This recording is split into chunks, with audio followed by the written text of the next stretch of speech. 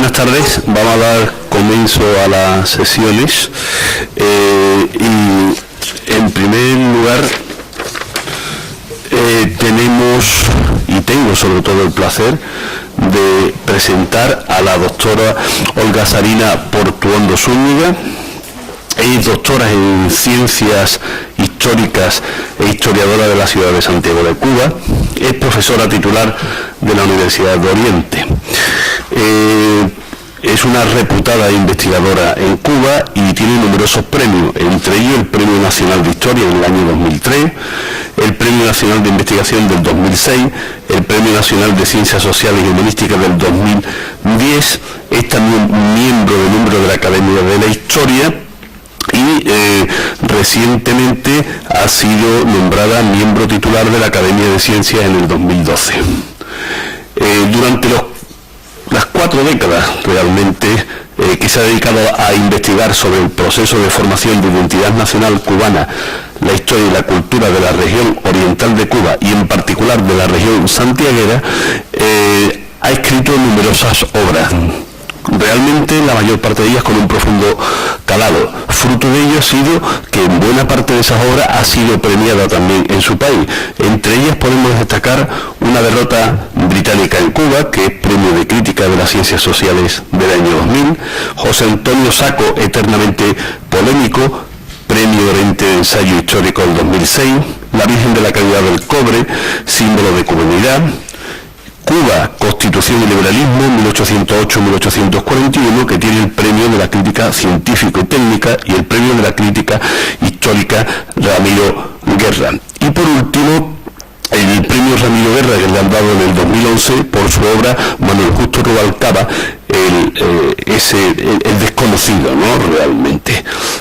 Simplemente dar paso a la doctora Portuondo, que hoy va a disertar sobre la Constitución de Cádiz entre esclavos y libres de color de Cuba colonial 1812-1836. Doctora, cuando usted quiera. Muchas gracias.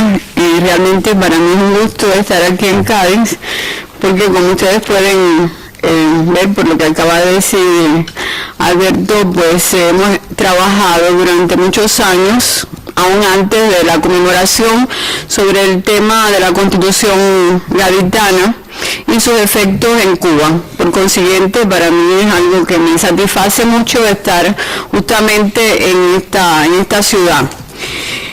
Y voy a comenzar a referirme al tema que me ocupa. La historiografía cubana no ha dado el significado relevante que éste exige a los efectos de la aplicación de la Constitución gaditana en la sociedad colonial de la isla de Cuba, mucho menos en lo que respecta a los grupos populares, en particular libres de color y esclavos, sobre los que incidió para la formación de una conciencia política liberal que a la postre conduciría a su incorporación a la lucha por la independencia en 1868. Cabe añadir que durante la etapa de las discusiones en las Cortes Constituyentes para la puesta en práctica del Código Constitucional en la isla de Cuba, los esclavos y los libres de color ejercieron un papel determinante, ya que la oligarquía criolla prefirió comprometer su estabilidad política mediante el incremento de gozales y de la población libre, negra y mestiza, antes que sacrificar su fomento plantacionista. Los acontecimientos se desencadenaron rápidamente cuando la oligarquía criolla intentó en 1808 formar una junta como las de la península, con el consenso del capitán general Marqués de Someruelo y liderada por su ideólogo Francisco de Arango y Parreño, para evitar el desorden y ante la perspectiva de un posible traspaso de la isla a Gran Bretaña, la que acababa de abolir la trata. Los funcionarios españoles, temerosos de que monopolizaran el poder los habaneros, lanzaron contra estos y contra los franceses la población libre de color y esclava. La tarde y la noche del 21 de marzo de 1809 tuvieron lugar graves ocurrencias que provocaron muertes y saqueos de casas. Jóvenes libres de color y esclavos persiguieron a los franceses en las calles y hasta en sus viviendas les dieron muerte y asolaron sus habitaciones. Desde que se instigaran a negros y mulatos contra los bienes de los franceses, aquellos alimentaron su exaltación.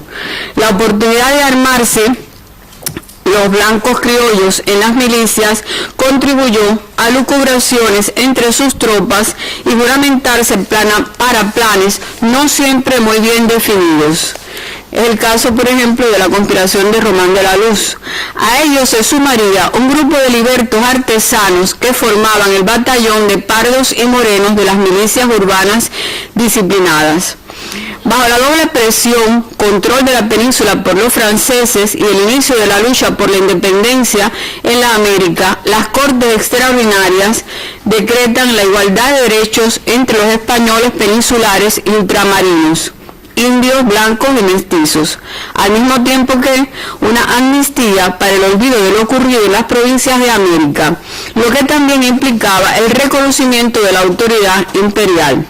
Más adelante se decidiría acerca del número y forma de los diputados americanos en la representación nacional. Quedarán fuera los negros y mulatos originarios de África y sus descendientes.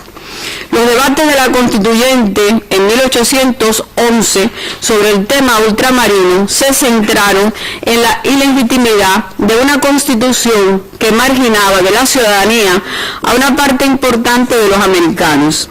La igualdad electoral implicaba la mayoría en las cortes de los representantes del nuevo continente, aunque la debilidad de sus diputados era que hablaban únicamente por sus oligarquías. Claro que hubo matices y falta de unanimidad según las regiones y acorde con el papel de la esclavitud en cada una de ellas. No obstante, hay que decir que aún con palabras agresivas, muchos diputados americanos defendieron el derecho de los indígenas, menos el de las castas pardas o negras de origen africano, por los prejuicios prevalecientes. En todo caso, la no aceptación de las mismas limitaba el número de electores y por consiguiente la voluntad de aumentar los elegidos. Las Cortes no abolieron las leyes de Indias que privilegiaban al indígena, pero restringían sus derechos ciudadanos desde un supuesto arcaico paternalismo. En cuanto a los estamentos de origen africano, se les excluyó del derecho de representación y de ejercicio electoral con el pretexto de no ser naturales de los dominios españoles, todo lo cual quedaba involucrado con el tema de la abolición de la trata y de la esclavitud. El 25 de marzo de 1811, el diputado propietario y sacerdote mexicano de Tlaxcala, José Miguel Guridi y Alcócer, propuso la abolición de la trata, una ley de vientre libre, suavizar la situación del esclavo y la paulatina redención de la esclavitud mediante un sueldo al subyugado para adquirir su libertad. Esta representación fue apoyada, inspirada por el modelo inglés en lo referente al tráfico de esclavos, por el diputado de Asturias, Agustín de Argüelles. El asunto era muy sensible, puesto que los compromisos contraídos con Gran Bretaña vislumbraban una posible exigencia de abolición de la trata en los dominios de la corona española.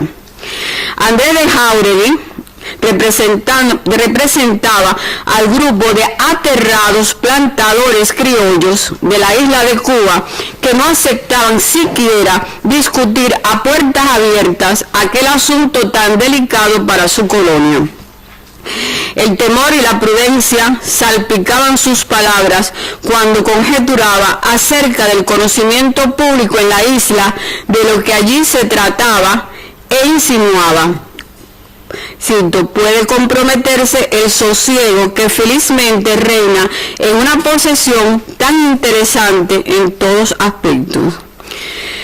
Para sellar la opinión irrestricta de los plantadores de la isla de Cuba, el doctrinario de la sacarocracia, Francisco de Arango y Parreño, elaboraba rápidamente un copioso y aplastante alegato por encargo del ayuntamiento, el consulado, la Sociedad Patriótica de La Habana.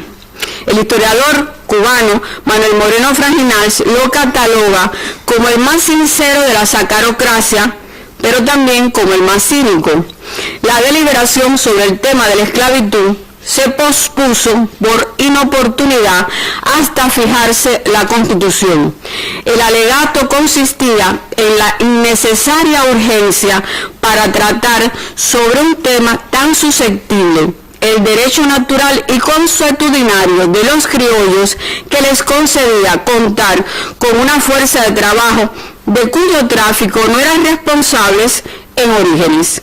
La astucia del alférez real Arango y Parreño se puso de manifiesto cuando responsabilizó a los europeos por insertar la esclavitud en América, o al referirse a la violación del derecho de propiedad, tan caro a los liberales de aquellas cortes.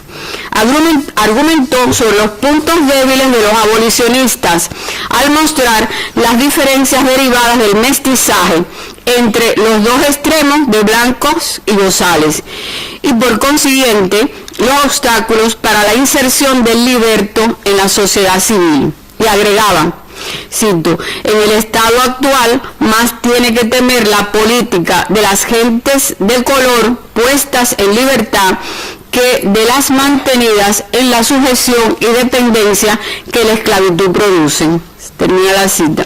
Y hasta aprovechó aquella representación para insistir sobre la escasez de negros y dejar con absoluta convicción sentadas las prioridades de su clase de forma magistral. No se volvió a hablar más del asunto, ante la perspectiva de prescindir de los jugosos donativos de la isla de Cuba. Chantaje podría llamarse, y porque justamente se produjo la llegada a Cádiz de los negros y mulatos libres condenados por su participación en conspiración descubierta en La Habana. Mientras tanto, el rumor de que en España se debatía la abolición de la esclavitud y la circulación de los diarios de las discusiones y actas de las Cortes, que recogían resúmenes de discursos de los diputados abolicionistas de la trata, sembraron esperanzas infundadas en libertos y esclavos.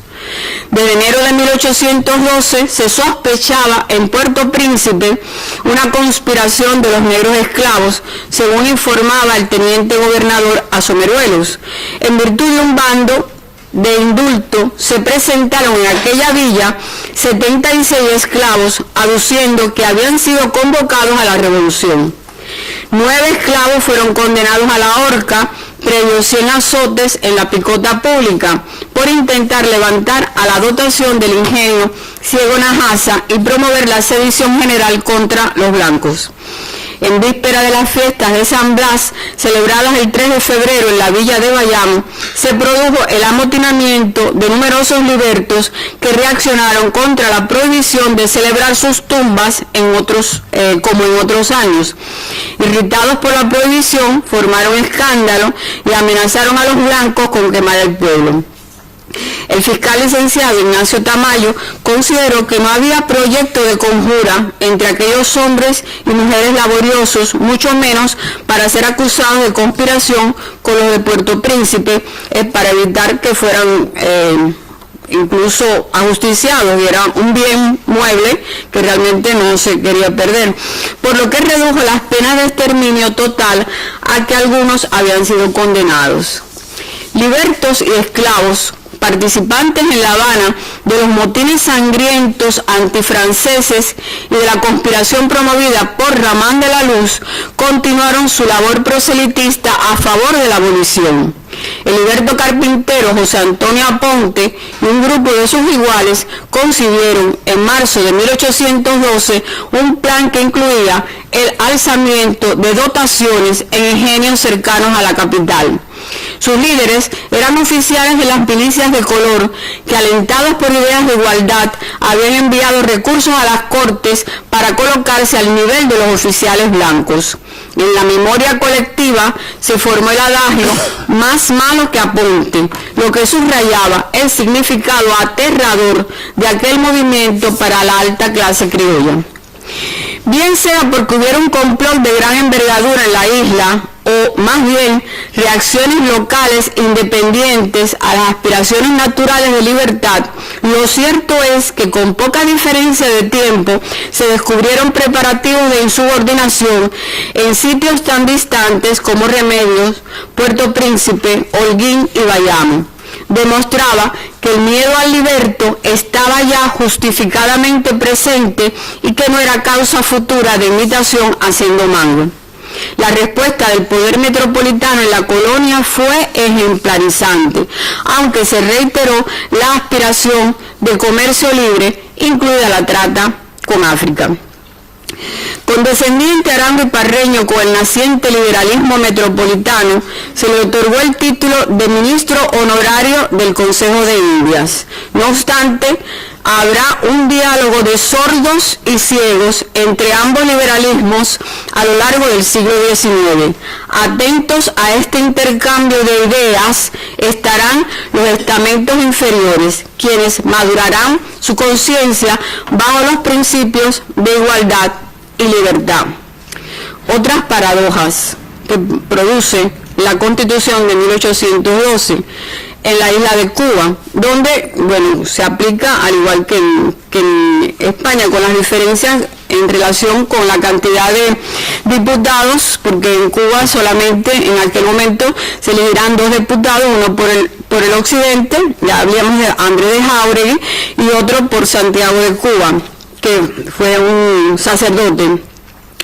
La libertad de imprenta permitió informar a la opinión pública hasta de los abusos contra la gente libre de color, mientras las autoridades locales tuvieron que formar partidas para controlar y capturar a los integrantes de palenques que proliferaban en las serranías orientales.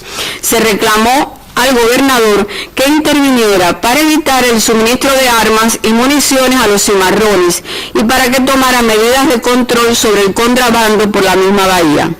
La Real Orden de 29 de enero de 1812 autorizó el estudio de las ciencias en las universidades y el acceso a la carrera eclesiástica a los españoles de ascendencia africana.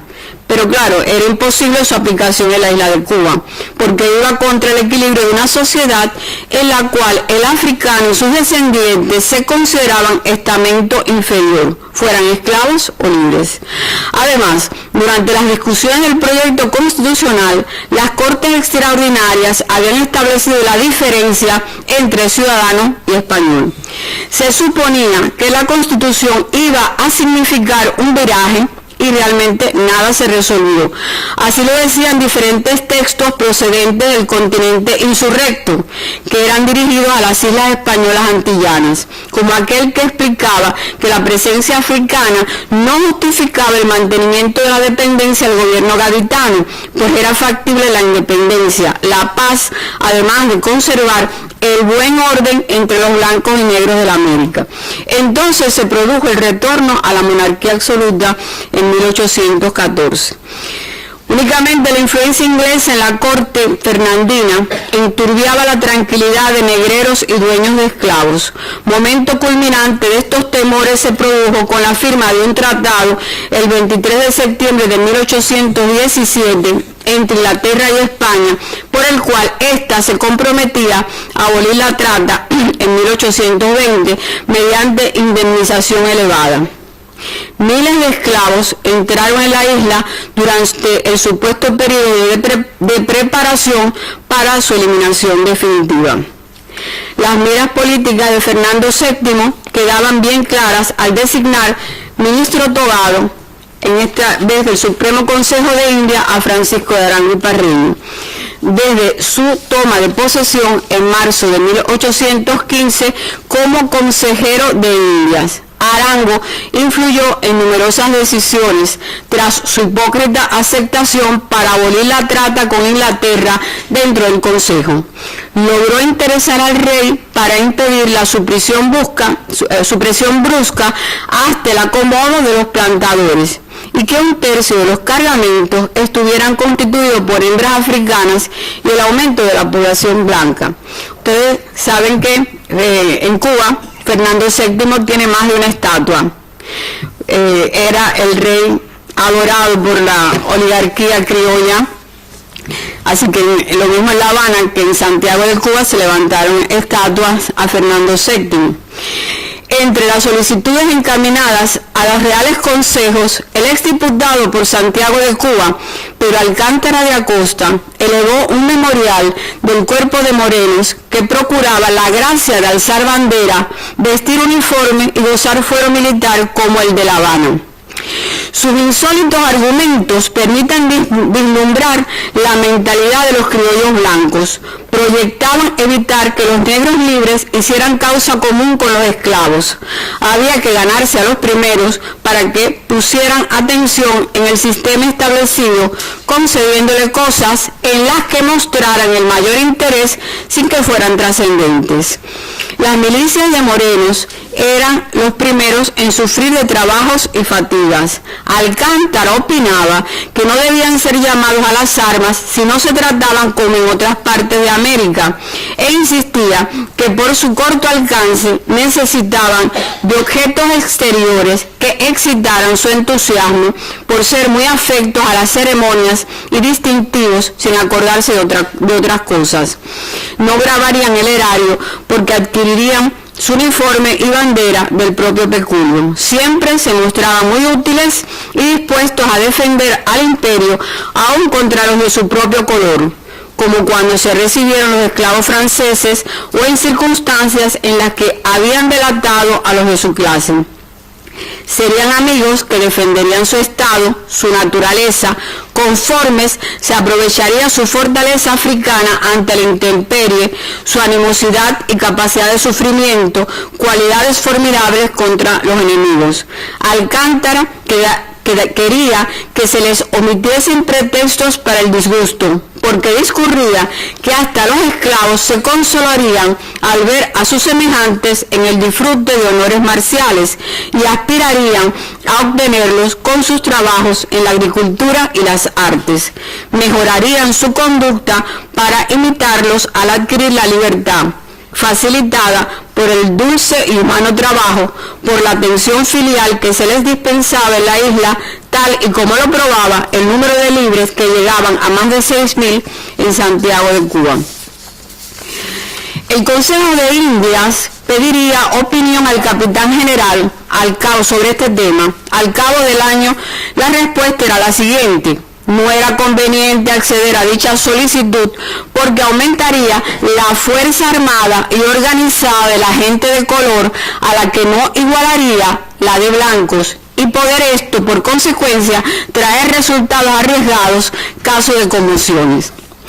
El Consejo sufrió de negar la petición y mandó sobreseer el expediente sin dar solución, porque también la negativa puede producir disgusto y quejas que conviene evitar en las actuales circunstancias. Los negros esclavos no podían alquilar casas, ni usar armas cortas, ni siquiera el machete largo en el campo, ni andar por las calles después de la retreta, o pernoctar fuera de la casa del amo, o regentear un taller de cualquier oficio, todo lo cual justifica el crecimiento del número de cimarrones y de palenques y el temor a que la vecina Haití interviniera de producirse un alzamiento de los esclavos. El monarca no concedió ningún provecho específico al resto de las categorías y clases de la colonia, sino que los intereses estamentales fueron afirmados gracias a las teorías liberales. No es extraño, pues, que las capas bajas de la población simpatizaran de inmediato con el cambio de sistema, es decir, cuando se supo del retorno al constitucionalismo en 1820. En este terreno abonado se sembraron muchas de las conspiraciones que florecerían durante el trienio liberal y más adelante, en las cuales participaron todos los niveles de clase de la sociedad criolla. Y mientras tanto, la isla de Cuba gozaba de prosperidad y se constituían enormes fortunas con la abundancia de brazos forzados africanos. En el cenit de la riqueza económica, la oligarquía habanera miraba con temor aquellas acciones que podían soliviantar a los estamentos de pobres blancos y libertos, hasta el punto de romper el equilibrio. Cito: la razón es clara. En los continentes, los siervos estaban en razón de 1 a 10. Los libertos aún en más proporción. Entre nosotros vale más no hacer el cálculo para no errarlo y aterrarnos. Cierra la cita. Descarnadamente decía en un discurso Francisco Javier Lamadrid, líder de la masonería de la oligarquía habanera. Paradójicamente, en un Real Decreto de 24 de abril de 1820, se exigió a los curas, párrocos y a los maestros de primeras letras se explicara la Constitución, lo que garantizaba la educación política de las ideas democráticas entre las masas populares. Imbuido de principios democráticos, el diputado habanero Félix Varela reflexionaba sobre el padre, el sacerdote Félix Varela, reflexionaba sobre la autonomía y respecto al tratamiento del esclavo. Hombre, decía, es la palabra clave de sus textos, por cuanto reconoce la igualdad de derechos para el africano y su descendencia. Por supuesto, fue el único diputado cubano que planteó esta situación, el resto no consideró nada al respecto. Y además se opuso a esta idea de Varela. Alerta sobre el ansia de libertad de quien se siente excluido y no puede ser espectador tranquilo de los conflictos entre exaltados y serviles. Varela premonitoriamente dijo, cito: la rabia y la desesperación los obligará a ponerse en la alternativa de la libertad o la muerte. Cierra la cita. Varela no quiere decir la destrucción del país, no quiere la destrucción del país, ni de la agricultura, ni el perjuicio para los blancos, tampoco la lucha entre estamentos. De ahí su utópico proyecto sobre la abolición de la esclavitud. Mientras se lanzaban expresiones heroicas en los salones de sesiones del Ayuntamiento de Santiago de Cuba y de La Habana, como las de libertad o muerte, y se juraba por la eterna preservación de la Constitución, la pregunta clave que los hombres se hacían era: ¿qué le había proporcionado al hombre común blanco o negro libre el régimen del trienio liberal? La respuesta: nada o casi nada, como no fuera presencial la forma en que la oligarquía se desgarraba en continuos y vacíos actos electoreros que no alteraban el panorama político, mientras en el terreno económico las cosas iban de mal en peor para todos, y los propios hacendados se revolvían contra las decisiones de adiestrar a los milicianos porque los distraía de sus deberes laborales. Al tiempo, se lucubraban soluciones drásticas de independentismo entre los jóvenes exaltados, motivados por el ejemplo cercano de las luchas continentales. Inmigrantes procedentes de las tierras insubordinadas regaban la semilla de la oposición en un terreno abonado por la ambiciosa incapacidad del liberalismo metropolitano y la inquietud de los bajos estratos de mulatos y negros libres, a los cuales la Constitución gaditana había decididamente marginado como ciudadanos. El capitán general Francisco Dionisio Vives, desde 1823, aplicó una política cautelosa e intrigante durante los 10 años que gobernó con firmeza a favor del dominio español en Cuba y prohibió rigurosamente las reuniones. En líneas generales, no hubo mayores discrepancias entre las instituciones de la oligarquía habanera matancera para la aceptación del estado de excepción.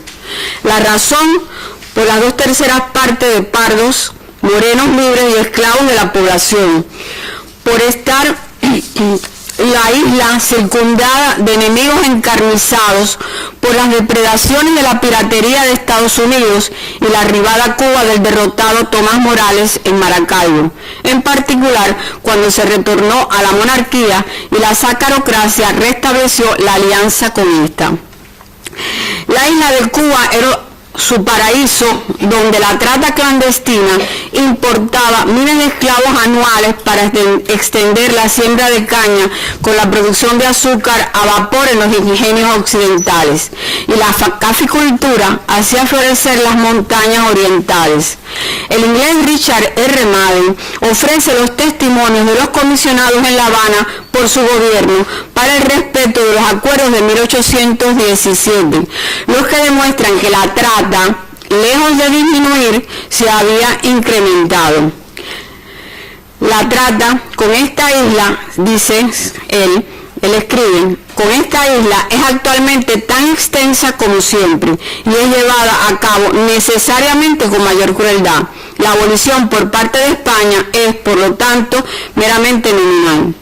El censo de 1828 puso en evidencia la riqueza alcanzada por la isla de Cuba, al tiempo que mostró la desigual composición racial con más del 50% de la población de negros entre libres y esclavos, de la importancia creciente de mulatos y negros libres propietarios y artesanos, da prueba el destacado historiador habanero, pero de Chan Chapo, al igual que de su numerosa presencia en los campos de lo que el sacerdote católico norteamericano Abel Abbott llama monteros, campesinos blancos medios o humildes, y se asombra que entre ellos hay un buen número de mulatos y negros libres.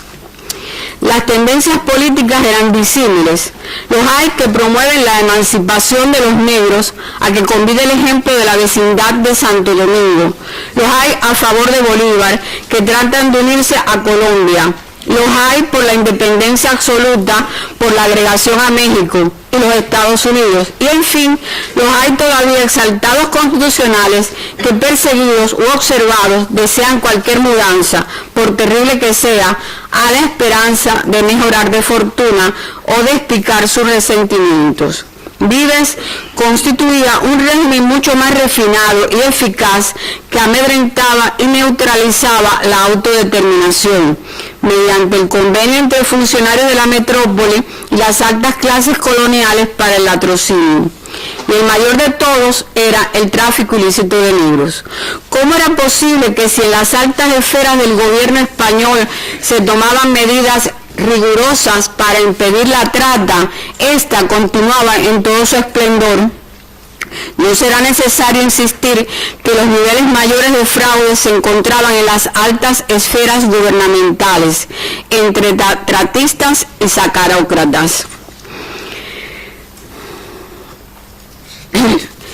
Bien, quería yo leerles una cita, no sé si me dará tiempo. Entonces no la voy a leer.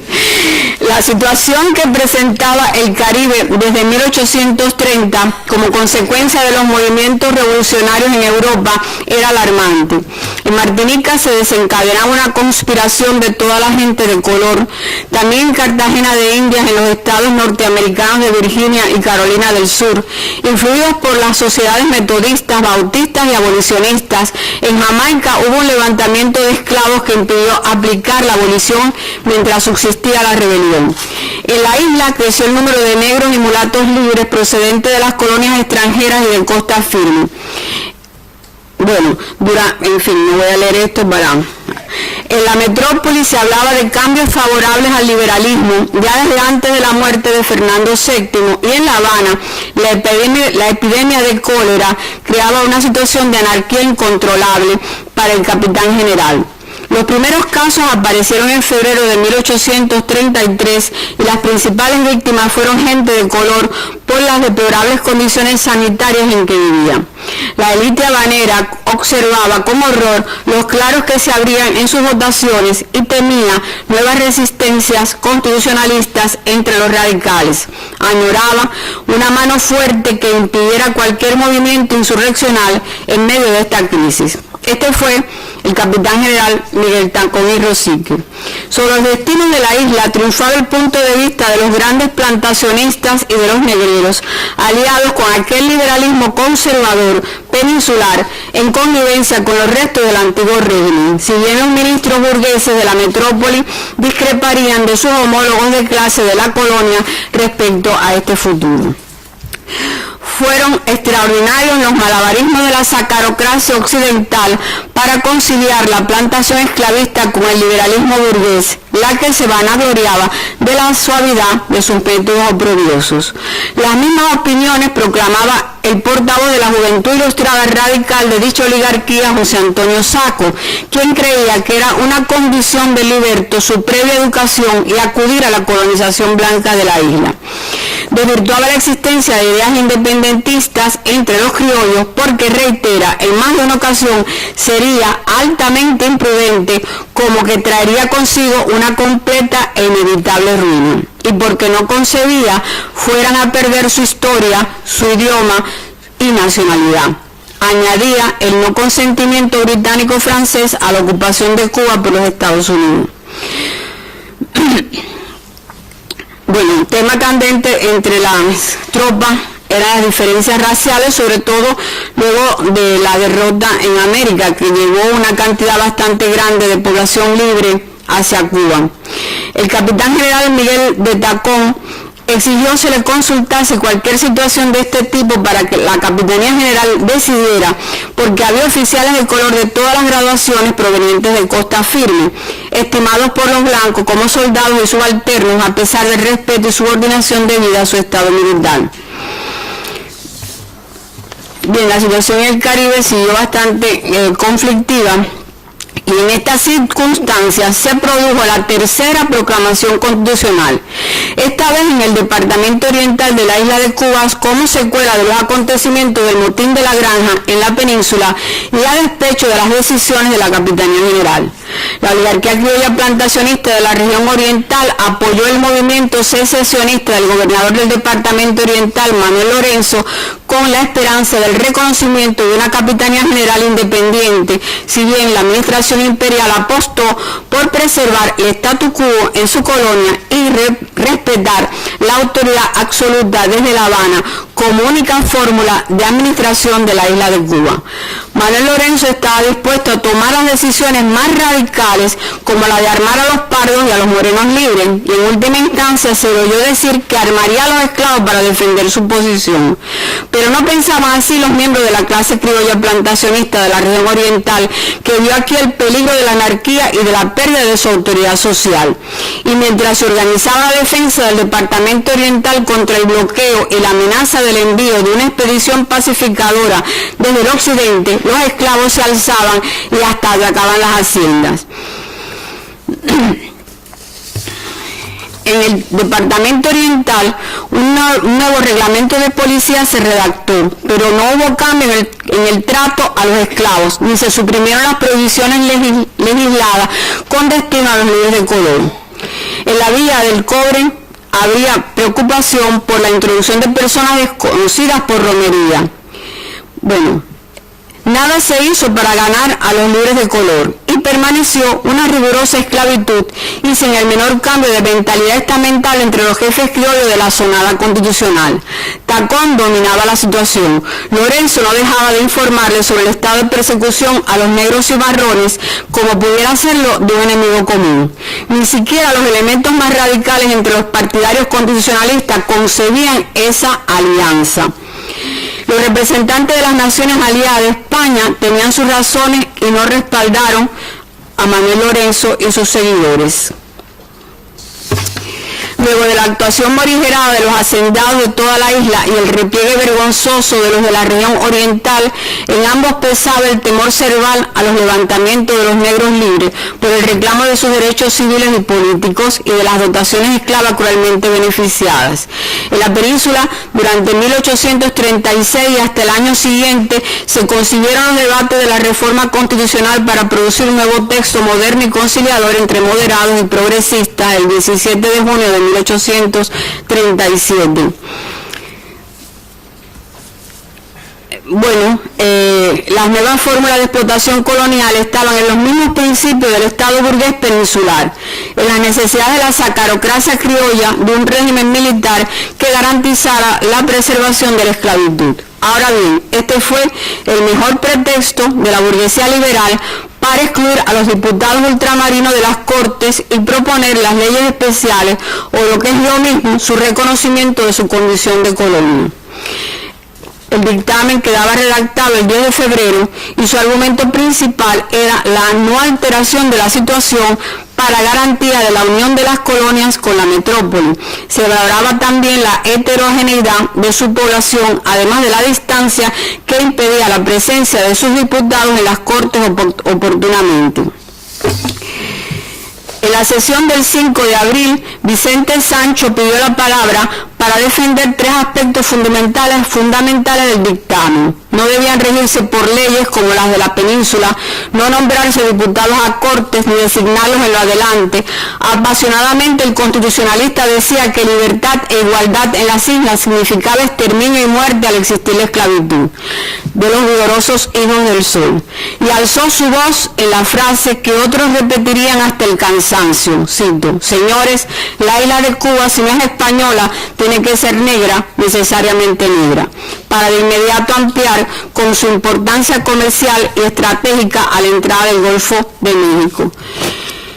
Bueno, se emplearon estos acontecimientos en Santiago para justificar todos estos hechos y las Cortes decidieron mayoritariamente no admitir los diputados de ultramar. El 16 de abril se aprobaba el dictamen, 90 votos contra 61. Un apéndice constitucional establecía que Cuba y Puerto Rico tendrían hipotéticas leyes especiales.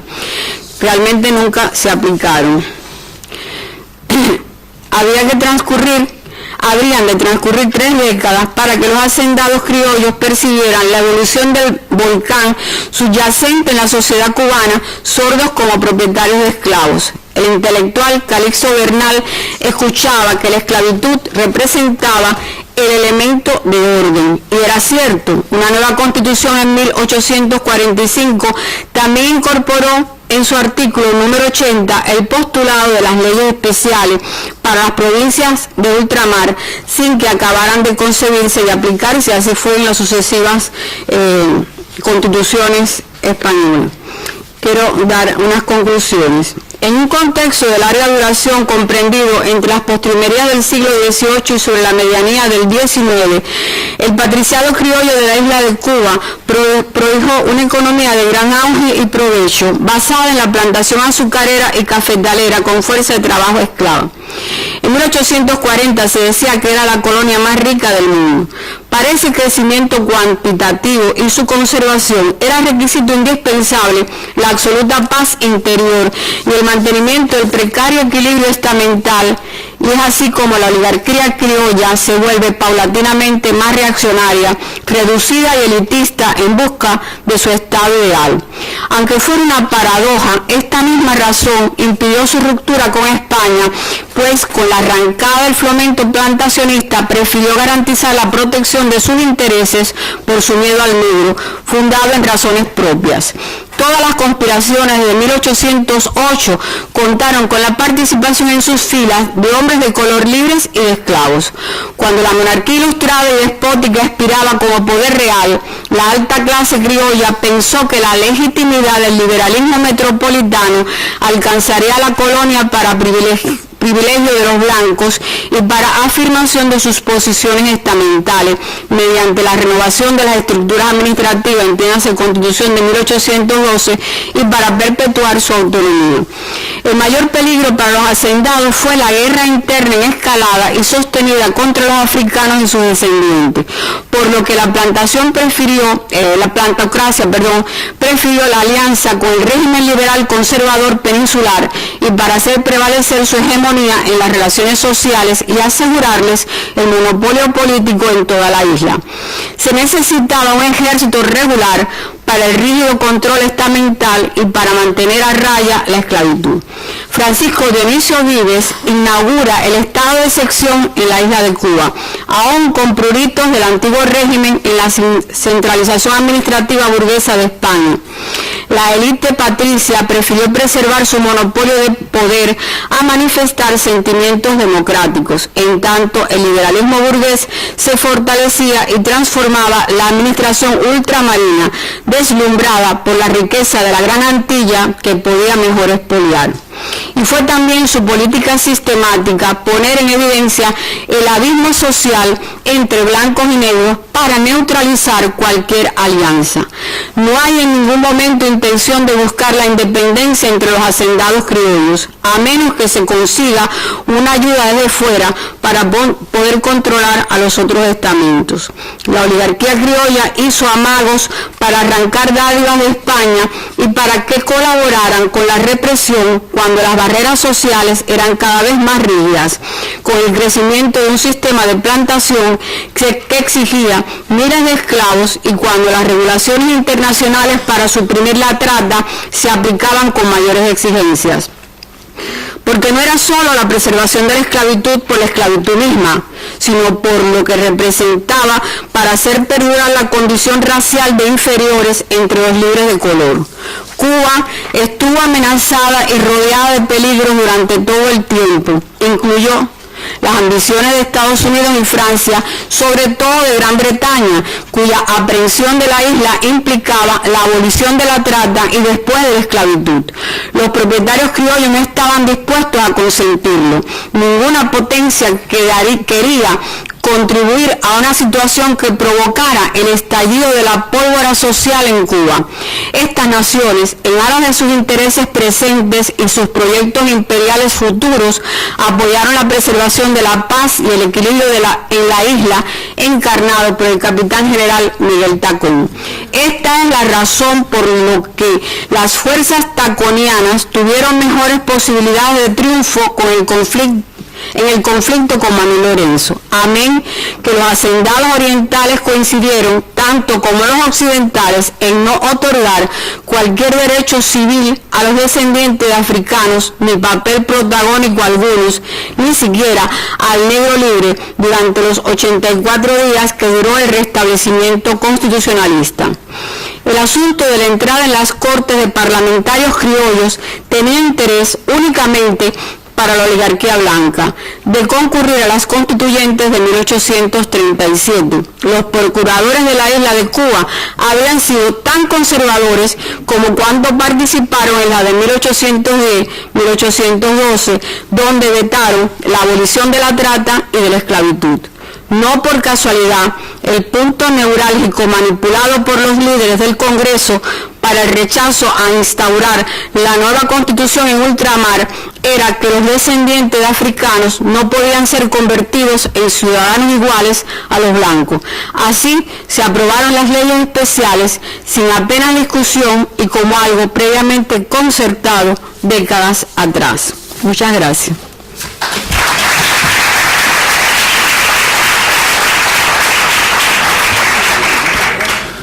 Bien, agradecer a la doctora Portuondo su excelente conferencia, que pone de manifiesto desde luego la alianza entre la sacarocracia y el Estado español de la época para ese dominio de las poblaciones esclavas, como es evidente, y decir que las preguntas se ponen para después porque se hacen en global, ¿no?, al final.